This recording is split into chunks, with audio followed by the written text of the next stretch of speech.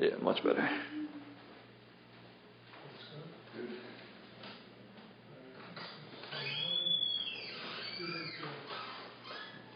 Oh, so these chairs go back in the puking or just stack them? No, you're going to stack them. You just need to lay it here.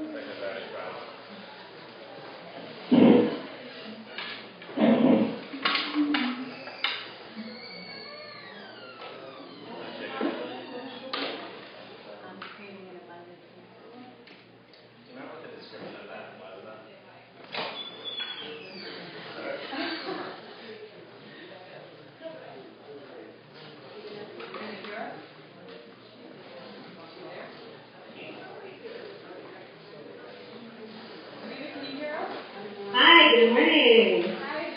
Hi.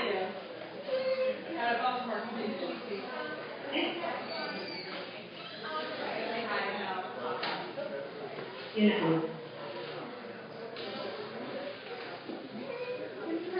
Good.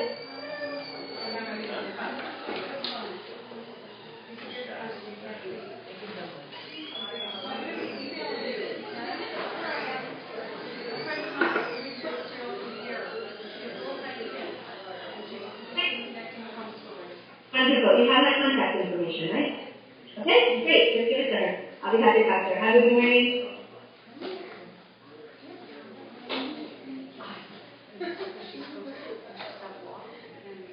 Okay, we ready to get started?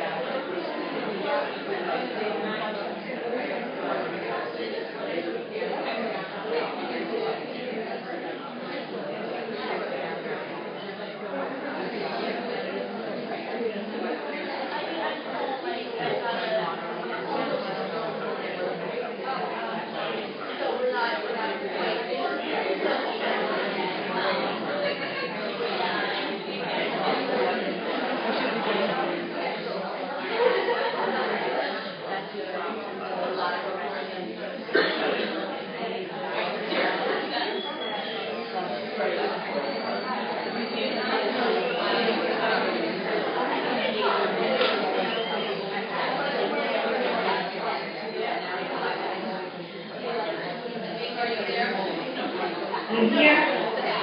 We don't have video, so we want to do video, and we need to belong to your video button. Don't see me or anything? I have a good picture of just you, but not you being live. Oh, really? Okay, this must have automatically. Okay. Can you see me now? Hey. You don't know how many people here are so happy to see you right now. I'm so happy to see everyone also. Okay. I don't know that I really need to make an introduction of Avivah, because Avivah is very well known in the Jewish homeschooling community. She's one of the most prominent speakers for the homeschool community in Judaism. So I don't have to say anything. She's an amazing human being, amazing woman, amazing mother of 10 Leonhard, and is now living in Carmel. She was the originator of the conference, so we all have her to thank for the conference. Everybody. So, you're ready to go. Right. Thank you very much, Al. Thank you to you and all your assistants for making this amazing day happen. Such a treat to be with all of you today. It's very special to be sitting here from Israel and to be watching everyone streaming in. I didn't realize I wasn't on video, but all of you were, and I've just been watching you the whole time. Really warms my heart to be here with all of you. Today I'm going to be talking about how to create an abundant life. And this is a topic that is so close to my heart because I feel I have really been blessed with an amazingly abundant life. Hashem has been, sorry, I'm getting a little emotional. Hashem has been very kind to me, even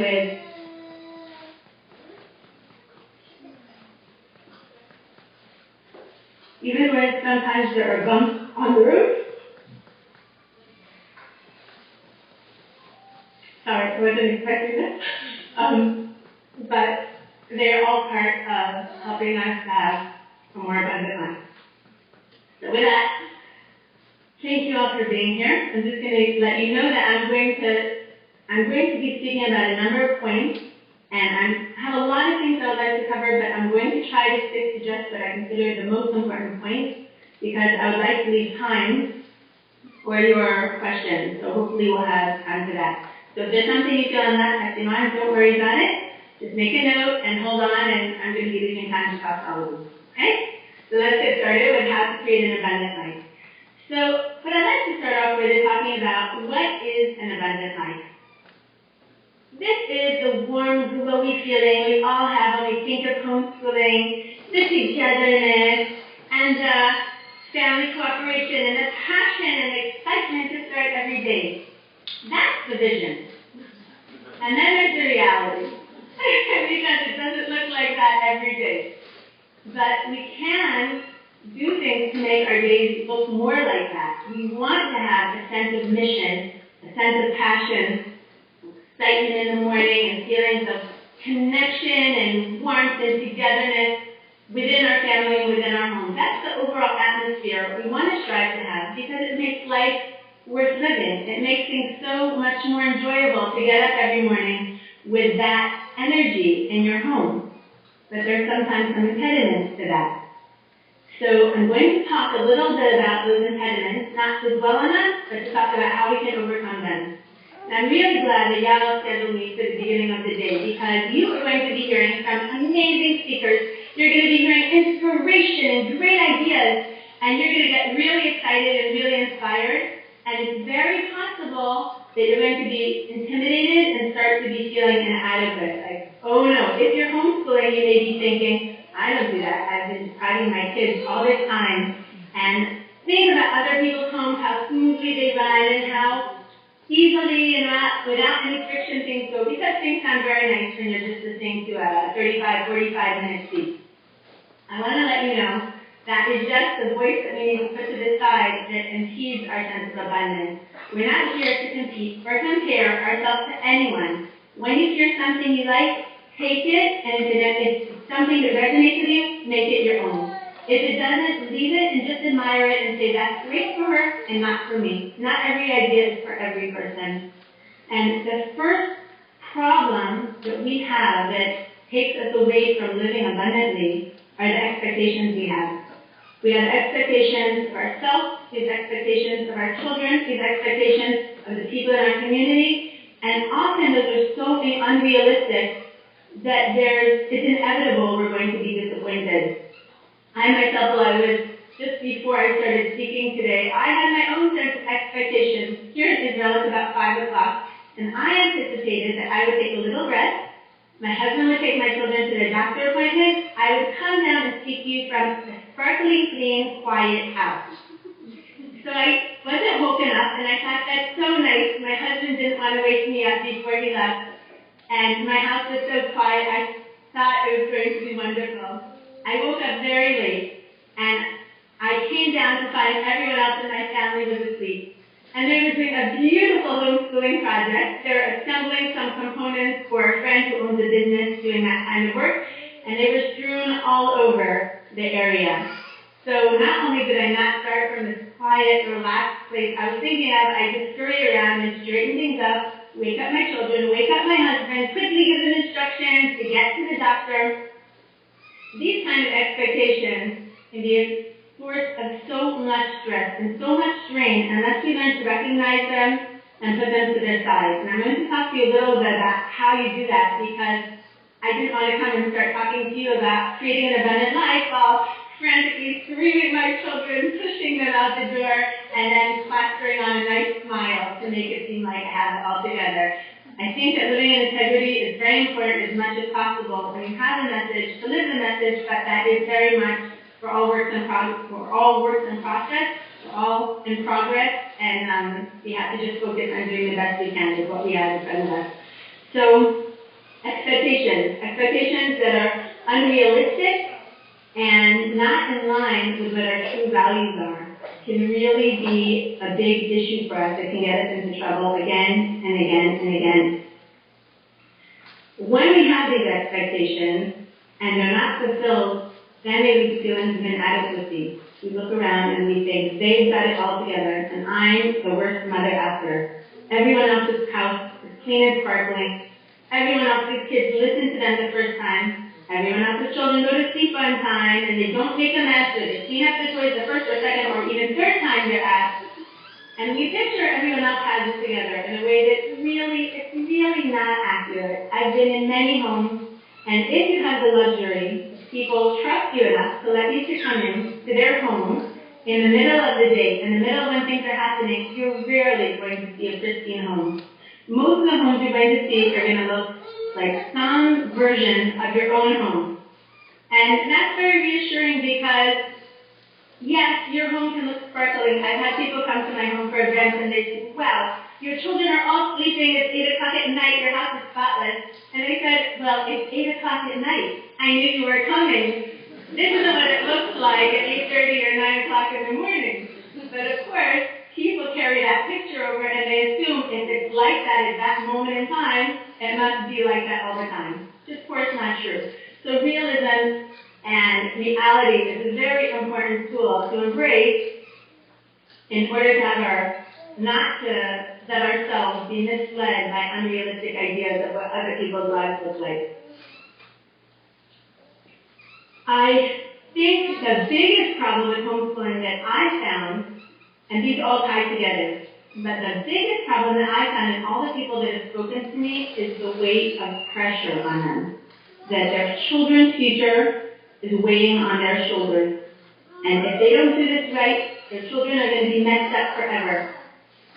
That pressure is so burdensome and it gets so many of us up late at night. How are we going to teach them Ha'alafes, davening, Chumash skills, Moriah, social skills, math, get them into yeshivas, get them into high schools, get them into seminaries, get them into college, get them in the job market, whatever our fears are, that feeling of inadequacy and doubting ourselves is always there. And we can push it to the side, and we need to push it to the side, but we also have to recognize that it's there, and that this is another message. It's not real. It doesn't exist. Just like everyone's perfect home doesn't exist, it's not all up to you, and it's not all up to me. We're going to do the very best we can, but we have another partner in this process. There's you, your husband, your child, and Hashem. And Hashem is a really important partner. You can do everything right according to the book, and things don't always work out the way you planned. Hashem is there. Hashem has a reason for everything he does. Every person's path has to be the way it is, and that is with your children. And that means we need to leave room for our children to live lives that might not always look the way we scripted from upfront from them, and to accept that they have their path, they have their mission, they have their neshama goal that they need to achieve just like we have to achieve. And when we remember on a regular basis, Hashem is my partner, I'm not making this happen, I'm just doing the best I can, and I got it, and Hashem will bless my efforts with success, takes a tremendous amount of pressure off of us, and it also takes a tremendous amount of pressure off of our children. Because the weight of our expectations can be very crippling for children. When they have to live out, they have to be the epitome of what we want them to be, and they feel they can't be themselves. That's a dangerous position to get into. So what do we do with all of this? I talked about a little about expectations and the feelings of inadequacy and the weight of the future. And I see this not only in the homeschooling community. I have a baby who has presently 21, otherwise known more commonly as Down syndrome. And in my last almost 2 years since he was born, I've had the experience of getting to know the special needs community very well. And everything I've seen to be a problem in the homeschooling community is magnified by about 100 times in the special needs community. I've seen the level of anxiety and fear and stress that these mothers are carrying around with them to be sometimes almost debilitating. I read things that come up on my screen and I can feel the tension sizzling out of what the people are writing. There's so much fear. If we don't do this, then it's not going to happen. And we have to find that balance. We have to do our part, but it's not all about us. So the first thing we need to do is get a perspective. Homeschooling is not the curriculum editors may not like me saying this. It's not actually about finding the perfect curriculum. Some curriculums are objectively going to work much better for your family than others. I've had curriculums that have worked for years for me, and I just found the right one and I stuck with it. That's been great for me. Once I found that, I haven't found the need to jump around. There's always something better. There's always something more you could be doing. But if it works for me and it's okay, I stick with it. So there are things legitimately that will be a better match for your personality. But too often we think the power, the magic of homeschooling is in that curriculum. It's not. It's not in the curriculum. It's in you. It's in you. It's in your children. It's in your connection and the feelings of love and connection and warmth that you share together on a daily basis. That is where the magic of homeschooling happens. You can honestly use almost any curriculum, and if you're consistent, you'll be 80% successful. And 80% of the way is good enough. Just about any curriculum will get you where you need to go. So look at all these wonderful curriculums, think about who you are and what you want, find something that matches you, but don't think it's the curriculum that's going to make something happen. It's you that's going to make something happen. In terms of getting a perspective on a positive perspective to start the day, I feel so strongly that gratitude is a very powerful way to start the day that can benefit everyone. I'm very grateful to Hashem. I started writing a gratitude journal when I was 17 years old. I haven't written consistently every day. I don't believe in 100% consistency, which is good, since otherwise I would fail probably every day of my life at everything I did. It's okay to just be good enough. So over the years, for over 20 years, I've been writing a gratitude list on a regular basis, and it really is transformative. When you start looking around for what's good in your life, the little things. I remember when I started off, I was working in an office at that time. I remember one of the things I wrote was the colors of the computer screen. When I started working, most things were black and white. And I remember there was a solitaire game that had a bright green background and the cards had colors. I remember writing that down, seeing a beautiful flower on the way, the bus driver who who had the right amount of change for you, having the green light when you needed it, getting a parking space, having the clothes clean when you needed them. Such little things in your life. Every single person's life, every one of you here has a life that is filled with unbelievable graples. And if you were to start listing them, you would not be able to count them. And I'm saying that knowing that not everyone has a perfect life. Many people have shared with me very difficult things that are happening to them, and I know And I'm stressing any group of people that some of you are going through some very hard and difficult, even painful things. That even in the most painful situations, there's always tremendous things to be grateful for. So it's a good habit to start with, just to take out a pen and paper. It doesn't have to be anything official or anything fancy. Start making a list of things to be grateful for that day. And if it's hard, you can look at the things that annoy you and flip them around. Your child is screaming, saying, God, they have healthy lungs. They wet their sheets. Aren't you grateful you have another set of sheets? And if you only have one set of sheets, thank goodness you have a washing machine. And if you don't have a washing machine, thank goodness you have a bathtub. I recently had to have my washing machine repaired. And the repairman told me that I had broken it by washing my children's blankets in it.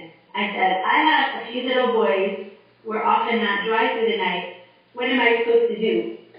So he said, well, you wash them in the bathtub. And I said, are you joking? Are we living in the 18th century? He wasn't joking. So now I'm grateful that I have a bathtub. And I stick it in there, and I'm grateful also that it's the summer, so it drip dries very quickly now. Whereas in the winter, it would take days for the soggy wet blanket to get dry.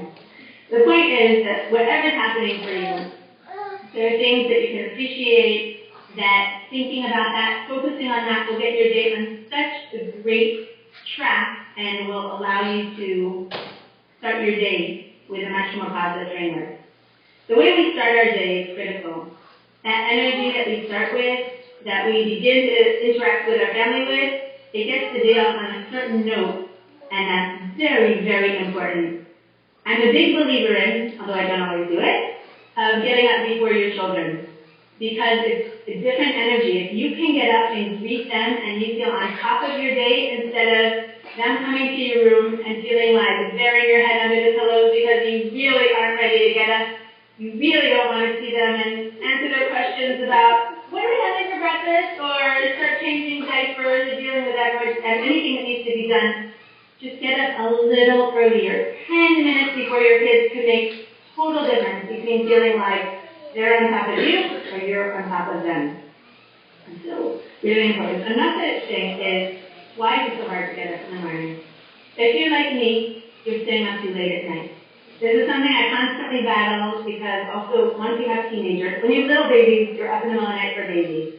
When you have teenagers, by the time they go to sleep, it's so late, you want to have any quiet time, then you have to stay up later than them. But I found, and I constantly find, that when I stay up later, that starts my next day off on the wrong note. I can't wake up my best self when I've had 4 hours of sleep or 5 hours of sleep. We need to really go to sleep earlier, and no one wants to hear this, and no one wants to do this, but our bodies do actually need a certain amount of sleep to function well, and getting that sleep makes it so much easier to be pleasant. So much easier.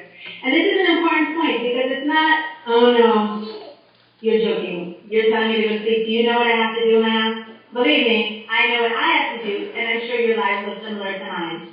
Never enough time, and always more work, and always more people demanding from you things that take energy that you don't always have, right? Does your life look like that? Yes or no? Seeing a few nods and smiles. Okay, good. So you see, all our lives are basically very, very similar. So we need to make taking care of ourselves really a priority. And this is something I did not do enough of in the early years. My kids were always my focus. I put them first. I thought that was the right thing to do. And thank God they turned out really well. But now I've been homeschooling since 2000. And I recently, 8 weeks ago, some of you know, I had something, a can of hot wax that exploded from my neck all the way to my face, all the way to my hairline. It was entirely coated, and I had second-degree burns all over my entire face, also the sides of my neck, but that wasn't bad. And when I was in the hospital, I had a lot of time to think. And it was wonderful actually having that perspective, because I was laying there with my face bandaged. I didn't talk to anyone, I didn't take phone calls, I didn't have any visitors. I just lay there, unable to do anything but think. And it was really, really Hashem's gift to me, that quiet time. And I had a few powerful messages that I was able to absorb during that time. And one of them was realizing how much I put my children before me, and I put myself at the end of the list. That there's always time and money to get them where they need to go to do what they need to have done. But I don't extend the same courtesy to myself. And I recognize how unfair I was being to myself. That it's not just being unfair to myself. And I think that's why so many of us mothers, we think we're being selfish to take care of ourselves. I'm being unfair to my children when I'm not a good model for self-care for them. Someone asked me, last week I spoke in the Yerushalayim area at a homeschool gathering there about homeschooling and answered a bunch of questions. And someone asked me something about socialization. But don't your children need to go to school to learn how to deal with people and make friends? And I said to them something that applies here also. I said, your children, the relationships you build, they come from a position of the more inner strength, the more sense you have of yourself, you bring who you are into every relationship. Our children, the more they develop themselves, the more they bring that into the relationship. And then I said, and we teach people how to treat us by how we treat ourselves. That's true for ourselves as well. We teach our children, we teach our spouses how to teach ourselves how to respect us and how to treat us by the respect we show ourselves. And this mommy is always available, and we're always making time for everyone, but we're a little disgruntled or tired or out of sorts. They see it. A few days ago, I went to visit a friend. I knocked on the door. She opened the door like this. And I said, what's the matter? And she's like, oh, I'm just tired. And I thought, your kids have to see that. And she is such a dedicated, hardworking mother. And she went on to talk to me about how depleted she was feeling. She had nothing left to give to anyone. And she talked to me about wanting to get out, wanting to see people, but she can't. All the things in the house are on top of her. So I talked to her about some of the things I'm going to talk to you now. First of all, physical care for yourself, getting enough sleep. Regular meals. I was terrible about this. I do not eat breakfast on a regular basis unless I really force myself, and I really made an effort over the past, I don't know how long, a while, to really say I'm going to eat first. Even if it means eating before my children eat, that works really, really well for me. And they say that, see that I'm taking care of myself because I'm calmer and I'm more relaxed. If I'm at 12 o'clock and I haven't eaten, and I haven't had anything to drink, and I've been taking care of everyone else's needs since I woke up, I'm not a pleasant, relaxed person to be around. I'm feeling strained, I'm feeling tense, and there's going to be an edge of resentment that's going to come into all of my energetic interactions. They're going to pick it up. What child wants their mother to interact with them from a place of feeling resentful and irritated? After all I did for you here. Yeah, I didn't even go to the bathroom yet today. And I've already done this and this and this for you. I didn't sit down, I didn't eat, I didn't do anything. It doesn't make them feel more grateful or appreciative. And sure, if our kids could talk, they would say, so eat something. So sit down. Just like be nice. That's what they want. They just want us to be nice and warm and able to be there for them. So let's do that by being loving and kind to ourselves. Get enough sleep. Take vitamins. I've become a really big fan of vitamins. I see a big difference when I don't take them. I take a boatload of vitamins. Not that that's going to be necessary for all of you. It probably won't. I do not take care of myself well enough for enough years. Now I have to fill the depletedness in my body because I've let my adrenals become too depleted. So I take things to build that up so I have the strength and stamina and positivity that I want to have to get through the day. Another thing, learn to say no. So many people are going to be making requests of you, especially if you're a stay-at-home mom. People have this picture that, I don't know, what do you do all day? You probably don't have anything to fill your time, so of course you must be available to babysit your friend's child, to give someone a ride somewhere, to make a meal or 2 or 3 for the person who just gave birth and a new family, to have someone over for Shabbos, and all these things. They're wonderful, they're great. Of course we should do chesed. But chesed begins at home. Only if you can take care of yourself first. Don't be that person who's taking care of everybody else and feeling like you need to sit down, you need to rest, and you're not letting yourself do it. When I spoke to this mother about who I told you was really exhausted, and I said, you're such a social person, of course you need to get out. Why are you staying home? And she said, are you joking? Do you know how much I have to do here? And I said, well, it's probably similar to what I have to do in my house, right? She said, yeah. and I said, how do you say it, 80% is really good enough. It's good enough to be adequate. I'm a big, big believer in the Pareto principle, which is also known as the 80-20 rule. The 80-20 rule states that 20% of your results are going to come from 80% of your effort. What does that mean for cleaning your house? For example, it applies to everything, but for cleaning your house, it means that when you spend 20% of your time cleaning your house, 20% of your effort, of your cleaning time you have available, is going to make your house 80% clean. That's what I do, and I forget the other 20%, except for once in a while when I have to do it. Recently, we thought a few months ago we were going to be selling our home, and I started doing the other 80% to make my house look 20% cleaner, and I got so irritable and so frustrated because my house was nominally cleaner, but I was spending a huge amount of time and energy more to get it to that perfect standard. And perfect doesn't last. So when I found myself feeling like grumbling, why am I picking this up again? Why doesn't anyone else do enough in this house? Now that's not my usual way of thinking. I realized it was me taking on excessive expectations that are unrealistic. I dropped those, I went back to my 80% is good enough. My house is usually clear, surfaces are usually clean, not at every moment, but it looks pretty good on a regular basis and we can clean it up pretty fast. That's good enough for me. You have your own standards, but whoever you are, I can say perfectionism is not a good goal. It's debilitating, it will drain you, and it will take you away from the most important things in your life. And those things are yourself, your children, your husband, and your relationship with Hashem. Those are the things that nourish you and give you the energy to go forward. And the things that pull on you, that sense of expectation, I should be doing more, I should be doing more. You can never do enough. There's that voice inside. There's always more to do. It's never going to be enough unless you learn to say no to yourself and you make a limit for where you're going to stop. Okay, can somebody give me a heads up for how long I've been speaking for? I don't remember what time we started. You've got time for about 5 to 7 minutes of questions. What was that? You have a time for about 5 to 7 minutes of questions. I need someone in the front row to repeat that, because I'm not hearing all the way from the back. We have 5 to 7 minutes of question time left. That's what we have left? Yep, that's what you have left. Oh my goodness. Okay.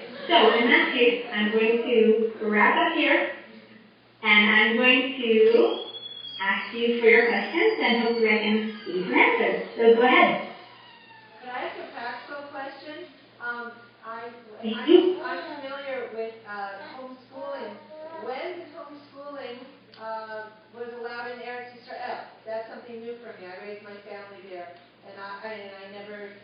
Anytime I looked at it online, it seemed that it was against the law. I can't tell you the history, but I can tell you it has been legal for longer than people believe. People still say it's illegal. But I'm going to minimize my answer to that because I want to get to the people in America who probably are interested in what's going on for you there. But it is legal, and it is a misperception that it is not legal. Okay, can I be in touch privately to hear more about that? Of course.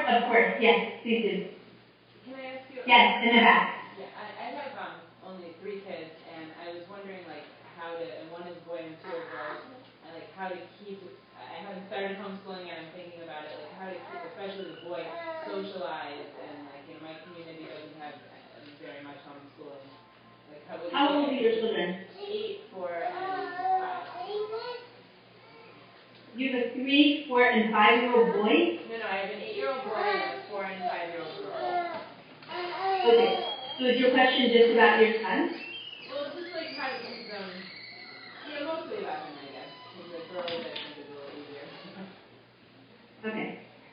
First of all, I want to say my position is that socialization is very, very overrated. I'm not a big fan of children spending hours and hours with their peers because it is not good for them emotionally, it's not good for them developmentally, it affects their needles sadly. I am a fan of children having friends, but just want to put it out there that I don't think children need that much time with peers in order to have good social skills. Actually, I think the social skills mostly come from increased time with responsible, loving adults. So just to put that there as a preface. Start looking around. I don't know where you live. I don't know what your resources are, but neighborhood friends, shows, extracurricular activities. If he was in school already, he should be able to stay connected to those friends. You'll probably have to make a little bit more effort to do that. but keep maintaining those friendships that he already has, and if he doesn't have them, look for opportunities where there might be like-minded kids that he can get together with. And it might need a little bit of extra effort on your part to get him out there, but it's worthwhile. If you feel that's important for him, he seems to really need it. Do you think the Shabbos play dates is enough for socialization? Something like that? I think it really depends on the child. On the age of the child, the younger they are, the more my answer would be yes. For an 8-year-old, it depends a lot on who he is. Is he an introverted child? Is he extroverted? How much does he feel to laugh? If he's content to be at home, I think once a week is fine. If he's pushing a little bit and saying he's feeling lonely, well, if he's saying he's feeling lonely, that's a sign that you can connect to him a little more. But if he's saying, I want to have friends, then I think you need to look a little harder and get him out there a little more often. But there's so many things to do. Once you start looking, there really are a lot of opportunities. You just need to start looking. Person on the left in the back. Yes, that's probably me. Well, Yes. I have a 2.5-year-old twins, and the boy is not Asperger, not whatever diagnosed, but he likes to be by himself. Can I ask you to come forward, because I'm having trouble hearing everything you're saying? Yeah. And I'm being under constant pressure. He's in the Nezra, he's on special ed, constant pressure that he has to socialize, he has to be socialized. I just have to back up 1 minute. Yeah. You have, what did you say? Sorry? Just start from the beginning, so I understand. 2.5-year-old. I want to homeschool him, especially bright, but I'm under constant pressure that the 2.5-year-old has to socialize with his peers. And he doesn't. He socializes with me, with his sister. He's happy to play by himself and take apart the toys, but he doesn't like, being social. Is it something that you also agree that homeschooling is good? Social is not that important as long as he socializes with someone?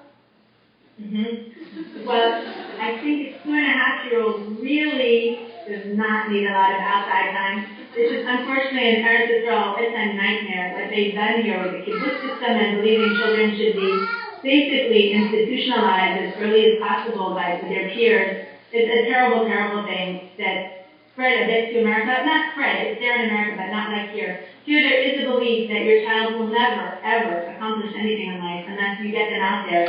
I've heard, an Israeli mother was recently talking to me with a 9-month-old whose husband felt if she wasn't in daycare, then she's not going to have the social skills. I routinely hear these kind of comments that some of you in the crowd may be laughing, but for people who grew up with this mentality that peers is more important, that you understand, for them, they actually believe that.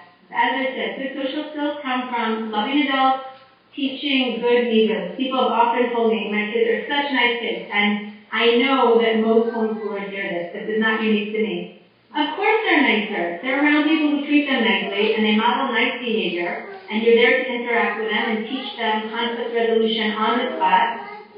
Of course they're nicer than when they learn they have to fight for themselves to get what they want and push people around. It's not healthy. That's not making them a better, warmer, more well-developed human being. For sure not at the age of 2.5. Next question? On the back right, yes. Come forward a little, please. I know, it's so uncomfortable, right? I'm sorry to ask you to do that. That's fine. You were talking earlier about how unrealistic expectations are. Can you come into my screen view because I just want to see you? And I'm trying to figure out where the... Okay. Yes, that's great. Go ahead. You were talking earlier about how unrealistic expectations are a problem. How do you know when your expectations are whether your expectations are realistic or unrealistic? That's a good question. Okay. If you're stressed out, if you're unhappy, and if you feel inadequate, your expectations are unrealistic. So that's basically a sign to let it go. Again, you're going to see people who are doing amazing things, creative things, or academic achievements that you wish you could have, and you're just going to have to let that go. I think a really good motto is easy does it, let go and let God, and my new personal favorite is slow and easy. If it's not slow and easy, I'm not going to do it. I don't think life should be a struggle. And if you're feeling like it's a struggle, then something's wrong. You need to reevaluate. It doesn't mean struggle harder. It means you need to let go, back off, look at the situation again, and come to it from a position where you can be relaxed and calm. To do that, also, you really need to have faith in your children. As I said, in the special needs forum, I see there's this anxiety, and I think a lot of it comes that people really believe their children are not going to be okay if they don't do all this intervention. And for me, my position is, my baby is amazing. He's going to be an amazing child, an amazing teenager, and he's going to have a wonderful, independent life. So, okay, so he's not even 2 yet. I don't have to stress out about that. I trust we're going to get there. One day he'll be married and living an independent life and educated and having a job. So when you have that confidence, it's going to happen eventually. It takes away a lot of the anxiety. Just trust. You have to believe in yourself and believe in your children. It's going to happen. It will happen. Give it time. Miracles don't happen overnight, but if you give it time, it's just amazing the kind of people we can see when they're older. I look at my older children, I am humbled beyond words. I cannot believe I raised children like this. But honestly, I didn't raise them. I gave them the opportunity to be their best self by putting them in a home environment, by taking them out of the school environment that would have pressured them and it would have suppressed that would have made them feel they had to be what other people expected them to be. And that's so suppressive, and it forces children to subdue their vulnerability, to be afraid to be their true self, to be afraid to be curious, to be afraid to be creative, to be afraid to make mistakes. That's what suppresses personalities. Homeschooling is not a miracle. Homeschooling is the opportunity we give our kids to be really who they can be. So believe in that. Trust in yourself, trust in your children, they're amazing couples. Trust in Hashem that He loves you and He wants everything to be good for you and for your children. It'll be good. Just have to have some time and patience, a lot of patience. Any more questions? Yes. Hi, Father in the back. I'll come closer. Just for fun, let's kind of do this. Whoa. Okay.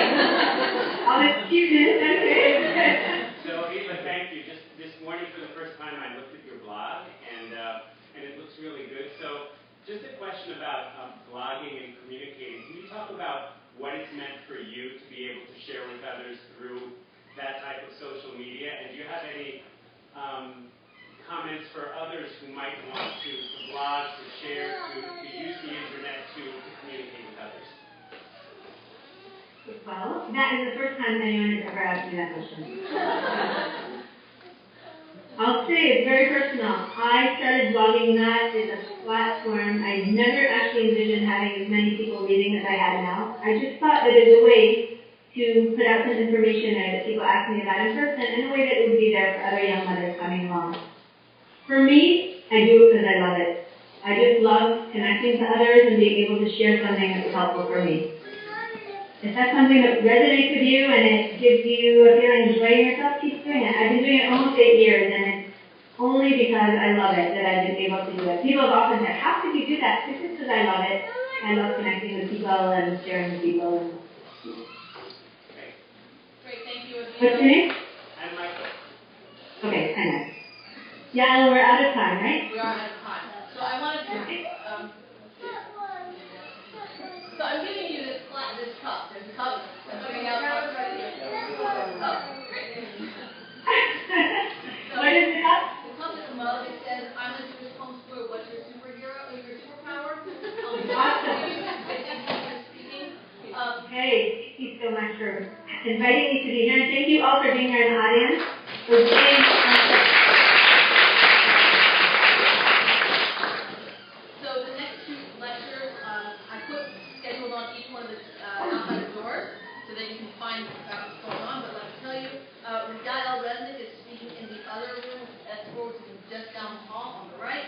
In S4, she's speaking about Raise Your Flag, how to help your kids reach their potential with focused learning and achievement goals. And here in the Baby Garage, between Marie Rosenthal, Find Your Homeschooling Kurdish Style. So you've got 2 tough choices, people. Make it in the next 3 minutes or so. And see you soon.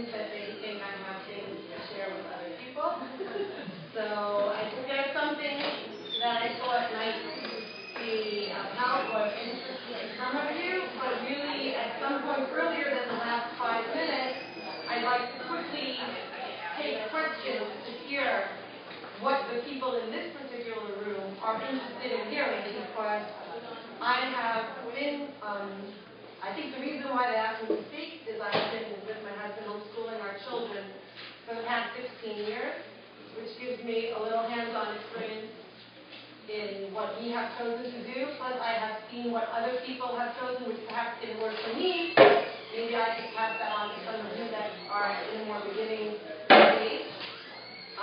Because what works for one family might not be what works for someone else, but we can still guide each other in the path. Secondly, it seems that because my husband and myself are both professional educators in the field of Jewish education by profession, separate from our being parents and educating our own children, I guess that those two things together, homeschooling our family and being in the field of Jewish education and having strong opinions about the field of Jewish education, is why they thought I could answer some questions or help them themselves in their path. So the first thing, the topic is finding your Kodesh style. And the reason why I word it like that is because I cannot tell any one person in this room exactly what is the right path for them unless we sat directly and spoke about your child and your family and your background. So but the way I have this time slot sort of started out is I'm going to start off with some general guidelines, let's say like hashkafa of homeschooling and Limudei Kodesh. And I'd like to tell you a little bit about what I have done and what we have chosen. Perhaps that will click or be interesting to some of you. And then, for a large chunk, take questions and direct it to what you want to know. Because I might not say something you want to know, and there's just too much out there. So I'm going to start right away. I tend to talk quickly. It'll be fun. I also will claim that this is not an objective, factual content. This is mostly my opinion and my experience. If you disagree or if it's different than yours, then that's fine too. I think as parents, we all come in with the same goal, or we should mostly, as good parents, come in with the same goal. We have children, and what is our ultimate goal as parents, regardless of how we choose to educate them speculatively or with regard to Kodesh. And most of us will agree, if we had to really focus, that the goal of parenting our children is to produce healthy adults. It's not to produce a 6-year-old that can read, or a 10th grader that's good now, or someone who's going to be a doctor. It's to produce healthy adults. We want them to be healthy physically. Without that, you can't go anywhere. We want them to have healthy skills with regard to keeping their body. We want them to have a healthy soul and a spirit and a connection to something more than their body. And we want them to be healthy socially, that they can have healthy social interactions in their personal life, in their business life. We want them to be creative. We don't want them to be just following rules, as someone said. And ultimately, we do want our children to break away. We should want this, but ultimately we need to want for them to be independent, for them to be successful with you out of the picture, or with us out of the picture, which is hard because we're so in the picture, especially in homeschooling, they're always in our little picture. But really, when you focus on the bigger picture, you want your kids to grow up, be independent, and be healthy, and be functioning, and you want them to make a difference in the world. This is the big picture. This is what it's about. This is what raising our children is about. This is what schooling and educating, perhaps we've chosen homeschooling. And I think this should be, and mostly when people will think about it, I think most people would agree on this hashkafic point. Rare for many people in the room to agree on a hashkafic point. And we want them to add to society. Hashem put us in this world to make it a better place in whichever way, like the Chama had said. And that would be their ultimate goal, to be independent and to be important in the world. When we apply this to our Jewish homeschooling, or educating our children as Jews, I think that it's divided into 3 categories. How do we educate our children as Jews? Our Kurdish curriculum. We are not sending them to school. Now we are the burden. We are responsible to teach them whatever it is we think they need to learn. And it divides, to me, into 3 categories. One is, when we talk about teaching our children about Torah and about being Jewish, is we need to teach them, we focus on the goal, like any lesson. What is the ultimate goal? And not the goal of a 4-year-old or a 6-year-old, the ultimate goal. Because stepping back is a bigger picture. You're educating your child. You're not just teaching them this 1 year. So first you need to look big, then you narrow it down to what you need to do right now. But if you don't have the bigger picture, you're going to be all over the place, and you won't really reach your ultimate goal. The first element, the first goal really is about feelings. I think we would all agree that a person needs to teach their child to love Torah, to love acting in a Torah way, and to love being a Jew and practicing their Judaism in whichever way the family is believing is the proper way to be Jewish. And that should be a positive, happy, built-in feeling, and to imbue that in our children. I think that is one goal of homeschooling your children, limudei Kodesh, schooling your children, taking the responsibility of teaching your children Torah. Is that somehow the goal is the children will be happy about being Jewish, happy about Torah, and proud about being Jewish. The second goal would be content. Here you have this kid, and here you have Torah. I got to get some of the stuff of Torah into this kid. They can't just be happy that they're Jewish. They have to know stuff. and the Torah is so big, and the Torah Shabbat and the Torah Shabbat Peh, and there's a lot of it. And you have this little kid, and now it's your job to figure out because you're not using the school. So the content is another goal. What are we teaching our kids, and at what age are we teaching them? Okay. And the third thing that I focus on is the skills. Because we can give our kids a lot of content without any skills. And if you don't give them skills, then they're stuck connected to you or connected to someone else. And just like in math or science or any of our secular subjects, you do not want your child to be stuck always to their teacher or mentor. You need to become an independent learner. That's one of the most important skills of homeschooling. Early in my homeschooling journey, I was given advice by a Rebbe. It was the smartest advice I ever got. And she said, really? Because I was all stressed out. I have 4 little kids under the age of 6 that I'm homeschooling and I'm nursing. And she said, look, just relax. She said, listen, as long as you can get them to read, they'll be fine. And I'm like, oh my God, there's so many other goals, but reading is just one of the 20 things I'm trying to accomplish. She said, relax, Marie. She said, as long as they can read, they have the skills to acquire knowledge the rest of their life. And if they want to learn about science, or they want to get that history, or they want to read the newspaper, you get them to be good readers, and nature and curiosity, if it's not squelched, we'll get them along the way. And obviously, if you have more time to guide them, great. But the same thing is Kodesh. If you don't give your kids skills to become a higher level, to get to a higher level of Torah knowledge, then they're sort of stuck dependent on whatever you're teaching them or whatever. So we have the feeling, we have the content, and we have the skill.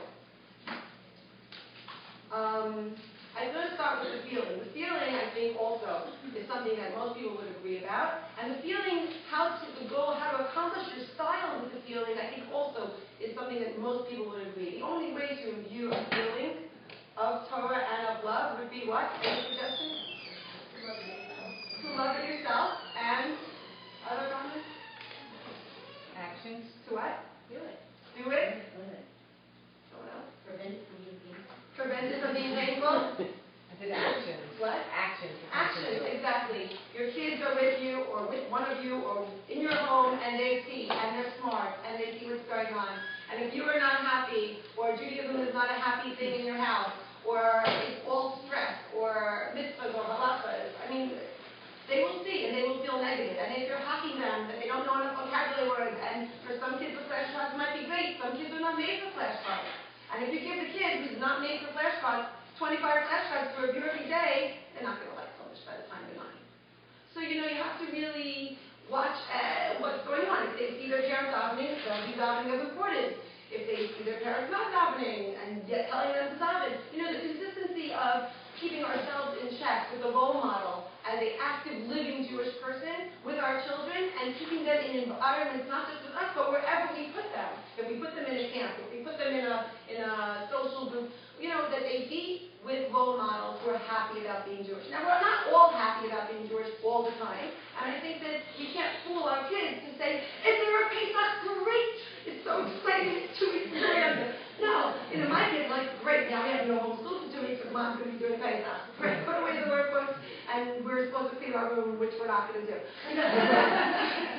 Fine, okay, but but there's a sense of, and I find that over my years of parenting, keeping this in mind, that you're being the role model, and you're keeping a happy home, that feeling, which is not going to be a workbook or a curriculum or something you're going to find online, that forces ourselves to perfect ourselves. It forces ourselves to grapple with the things that we find hard, to grapple with the things that we don't like to do.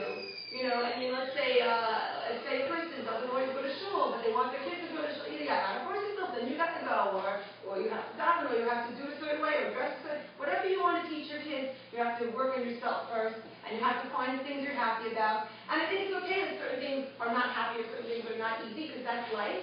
But the kids are smart, and they will see, and that's the only way they will learn their attitudes. Just like, somebody just gave the example, like the girl kicking the mizbeach, right? It's the same thing. Whatever you're seeing in your family, it's going to come out, and that's the only way they're going to teach. And the experiences they have in their young years are very, very formative. They look at every single thing that we do, and they look to see that we grow. We don't have to be perfect, but we need to be trying. And the kids will see that. And I think that that's crucial for the first goal. But moving onward, the second two goals are a little more complicated. What do I teach my kids? And how much skill do I teach them? And how do I get them to know the stuff? And how do I get them to know the skills? So skills, by definition, are going to probably be boring and monotonous.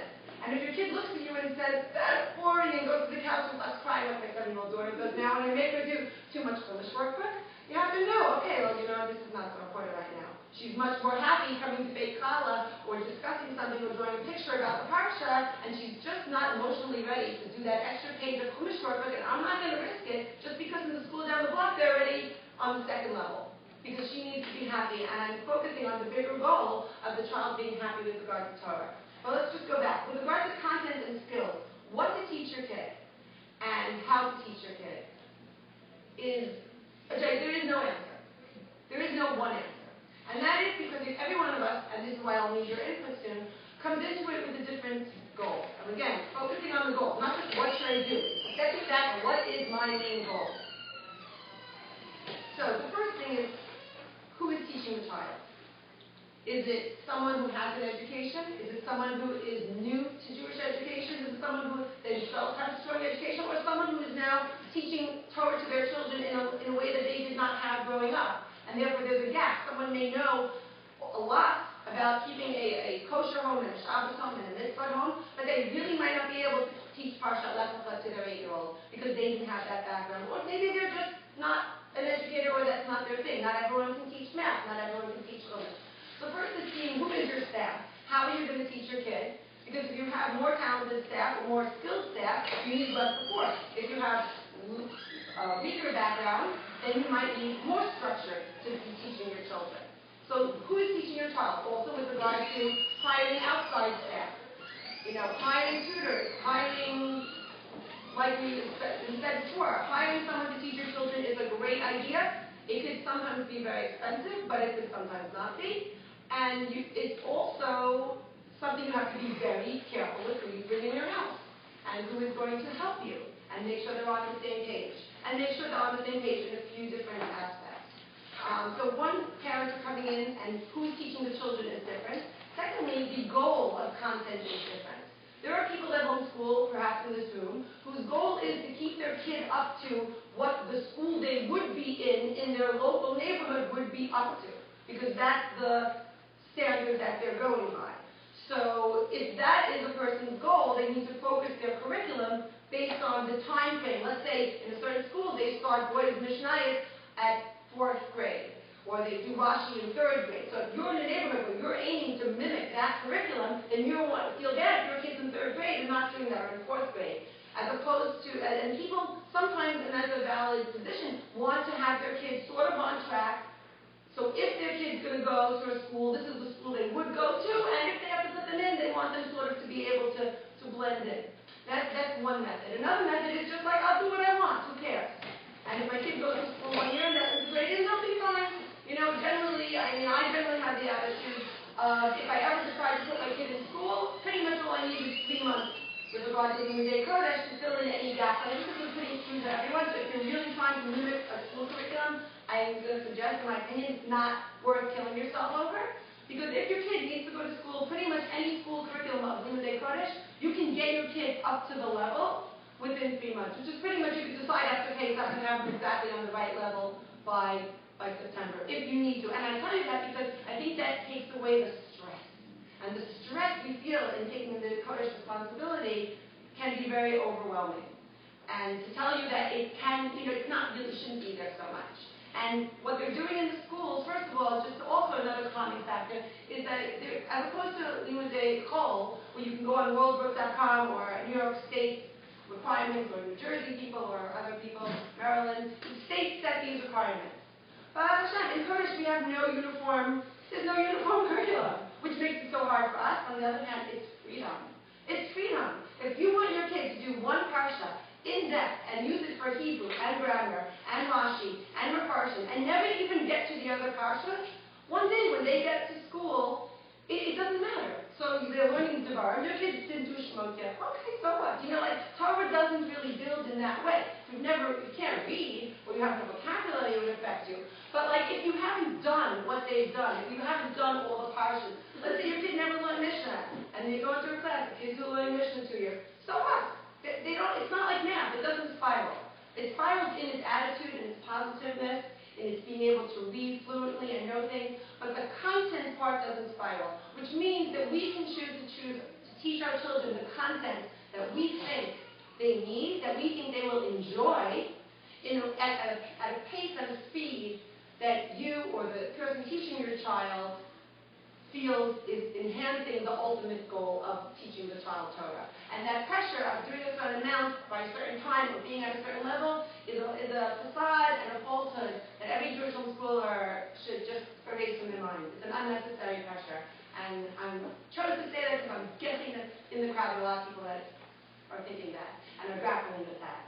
And there are a few of us here who are experienced homeschoolers. Anyone who's just lived it will tell you it's not true. Relax, focus on other problems. There are plenty of other problems to focus on. Don't focus on if your kid never did Shemot. Your kid went gracious and then all of a sudden wants to do the Moriah. Great, who cares? As long as they're happy and they're learning and they're progressing, that's what counts. With regard to choosing, again, the content of how to teach your child and what to teach your child, it becomes a little bit of a personal decision based on your family. And I will probably guess that in this room we have many different kinds of families who, if focused on their curriculum Kodesh goals, would be very different. And that's just great. But knowing what you want to teach your kid is extremely important in choosing how and what to teach them. And before you choose what you're going to do, you need to do some research and some self-defining. And if you haven't already done it, some families are, we are like this, or we believe in this, but then they know exactly what yes. Some people are sort of like, we pulled our kids out of school, what are we? And it takes a little more self-searching to figure out what you want. And like in anything, like searching for a math curriculum or a science curriculum or a writing curriculum, we need to do research. None of us, in the first time homeschooling, you haven't homeschooled before. And thank God for nowadays with computers and the internet and the resources. 16 years ago, I didn't own a computer. I could barely find a homeschooler. If I wanted to get advice on a curriculum, it was ridiculously hard. I had to schlep to Brooklyn and stand at the Torah store, and I went to Manhattan, spent the whole day in the BJE room photocopying. It was ridiculous. Now you just put on Facebook and any advice, and 30,000 people tell you their advice and their links and their website. So all the information is really out there. We are really blessed, all of us here, to be homeschooling or contemplating homeschooling, in this day and age. But knowing what you're looking for and finding it out there is very important. So some of the variables that a person, I think, needs to focus on is, first of all, when you're choosing Kodesh, I'm talking about Chumash, Halacha, Mishnah, anything that's more in text. I also will add in modern Hebrew as well, because I think that overlaps with it. Is first of all, am I combining the Hebrew language together with the Kodesh, or am I putting that separate? Is my goal to have my child Ivrit to Ivrit, or my child learn the Pasuk Vayomer Hashem al Avram? Do you want them to recite back to you Hashem al Avram, or is it good enough that they just tell you Hashem said? Hashem said to Avram. Again, that's a whole different goal. If your goal is to get the kids to say the Hashem Amar Avram, then from the beginning you need to start a certain track, as opposed to if you're just going straight to English, or you're just going into Yiddish, or whatever it is might be. Or maybe it's not important for you that the kid really knows word by word, and you just want them to go through 5 sugim and analyze it and talk about the Musar and move on. And those are really different goals. And the parents need to figure out what they're comfortable with and what works with their family. So I think how Hebrew fits in is an important thing to figure out. How much Hebrew language is important to mix in, and also to gauge as you're teaching the child if the Hebrew language becomes too hard and it involves negativity towards learning of the Torah, then always reevaluate and step back. Because the goal is Torah. Ivrit is great, and you can do Rosetta Stone, and you can do other Ivrit, and you can do flashcards, or maybe not Rosetta Stone. My kids are liking it now. Whatever. But you have to focus on the ultimate goal is loving Torah towards the goal of living Torah. Another thing is, are we doing more stories, or are we doing more text with our children at younger ages, at older ages? How is the family's perspective? Is it more of a Hasidic approach? Is it not a Hasidic approach? In our family, we do not teach midrash. We do not own the little midrash, says, and the bigger one. We found that we do much better at that age with the Jewish Children's Bible series by Cheryl Breslau. Yeah. Is that I say it right? I never know how to pronounce her name. Because she separates the midrash into separate chapters in the back, and the translated English is pure pshat, which is in line with how we have chosen to teach our children. So finding a curriculum already that is in line with how you want your children to learn. Do you want your children filled with more stories, with just Musar? Do you want your children to be more of a misnagdish, pshat kind of rationalist approach, or are you teaching in a more Hasidic, yeshivish standard kind of approach where you're integrating midrash in a more literal way? These are big chinuch discussions. And you may or may not have a strong feeling about it, but when you look out there, you can see or feel what feels right to you and where your family's at, and that also goes into it. Also with regard to other things like Rashi script, or Mishnayos, or Gemara. Are we teaching these to girls? Are we teaching these only to boys? At what age are we integrating these? Are we only staying in Chumash for a while? Even with regard to boys, there are different schools of thought of when it is appropriate to integrate and move to the next level, all of which are accepted from different schools of thought in the Muslim community, and you have to figure out what you're going to do with your child. And you may figure out what you want to do with your child and then discover that what you decided you're going to do for your child doesn't really work for your child.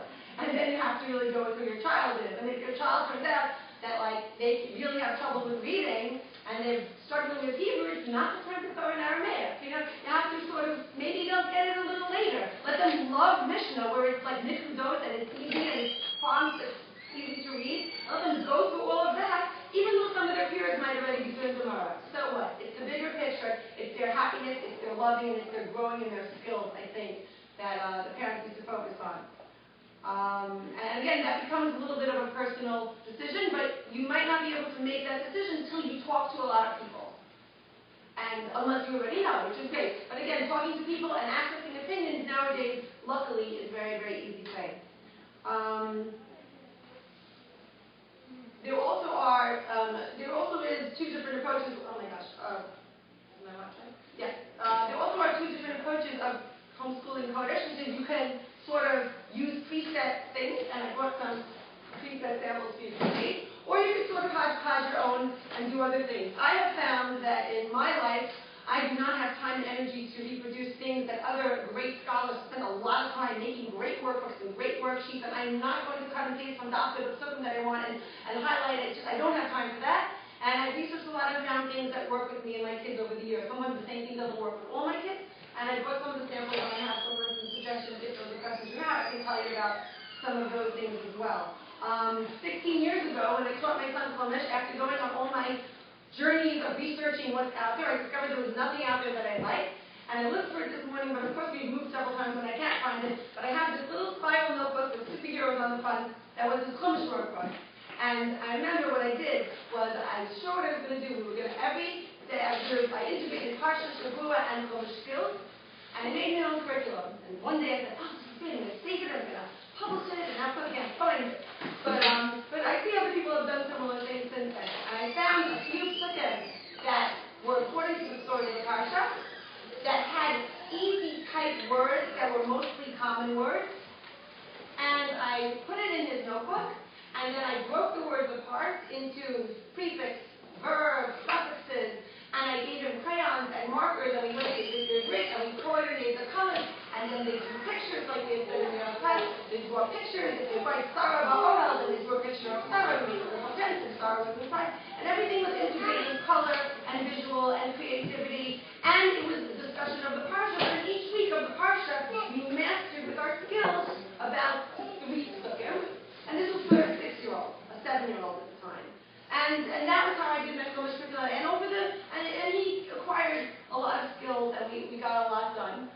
in that way, although now I don't do that because there are other methods that I found that take less of my time, but I still use those methods when I can in other curriculums and other forms that I see are already made from other people.